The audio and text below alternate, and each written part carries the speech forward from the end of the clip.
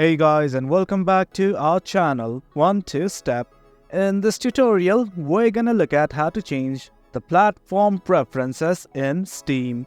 Now let us begin. Well, as you can see, I have already installed the application and logged into my account. In case you have not, well, worry not. We have created a tutorial regarding that as well. Now let's simply look at how to change the platform preferences. Initially, right here at the top right, you can see your username right here. Click on it right now. And from here, all you guys need to do is go to Store Preferences. Click on it right now. And guys, this is it. This is the page that we are looking for. From this section, what you guys need to do is simply scroll down till you see something called as Platform Preferences. And guys, this is it. This is the Platform Preferences section. From here, you simply need to select the platform.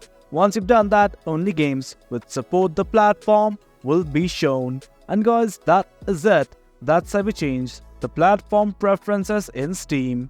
Hope you guys found this video informative, and for more content like this, do remember to hit like, share and subscribe.